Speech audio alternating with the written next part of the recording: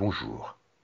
Malgré le déconfinement annoncé, vous ne pouvez toujours pas venir au planétarium. Alors, nous continuons à venir vers vous. Cette fois, je vous propose de chercher un astre qui pourrait bien marquer nos prochaines semaines. Si vous avez ainsi l'occasion de quitter nos villes de la région Grand Est pour aller, à moins de 100 km de chez vous évidemment, dans un lieu plus élevé, aux horizons bien dégagés, à l'abri de toute pollution lumineuse, vous pourriez tenter de repérer la comète Swan.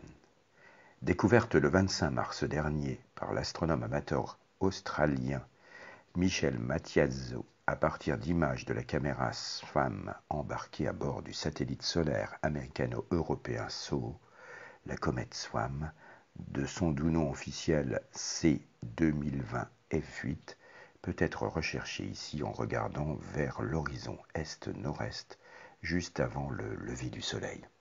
Il faudra bien donc se lever de bonne heure.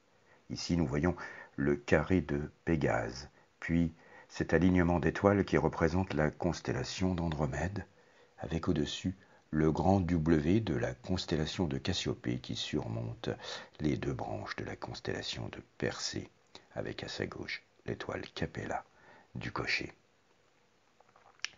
C'est donc parmi ces constellations et dans cette région du ciel que nous pourrons à partir du 11 mai essayer de repérer très bas sur l'horizon la vedette de ces jours-ci, la comète SWAM.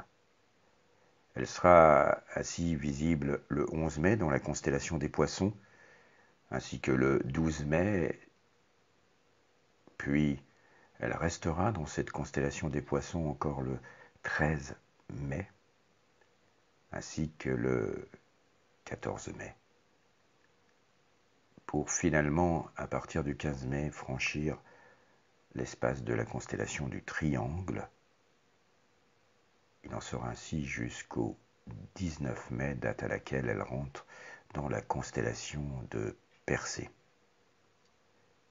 Mais le 21 mai, nous pourrons la retrouver au crépuscule, juste après le coucher du soleil, cette fois-ci vers l'horizon nord-nord-ouest, où elle va progressivement monter lentement dans le ciel. Ainsi, le 27 mai, elle sera au plus proche du soleil à plus de 64 millions de kilomètres. Elle continuera sa course apparente dans le ciel pour se rapprocher de l'étoile principale de la constellation du cocher, qu'elle frôlera le 2 juin.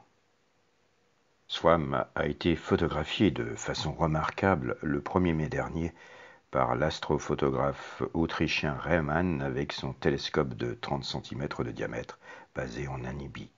Mais il y a bien plus de chances que nos yeux nous permettent de voir d'aussi belle façon cette comète, l'œil nu. Une comète nous vient des confins du système solaire. Il s'agit initialement d'un bloc de neige sale à noyau sombre de glace et de poussière qui effectue une trajectoire très allongée autour du Soleil. Et à l'approche de notre étoile, la glace se sublime pour former ce halo que l'on appelle chevelure et ces deux traînées lumineuses très longues, les queues. Si les astronomes estiment que SWAM pourrait devenir visible à l'œil, il nous faut rester prudents car l'évolution d'une comète peut surprendre. Et comme le disent bon nombre d'astronomes, les comètes sont finalement comme des chats. Elles ont une queue et n'en font que leur tête. Et n'oubliez pas que le plus beau et le plus grand planétarium du monde reste toutefois le ciel étoilé qui nous entoure.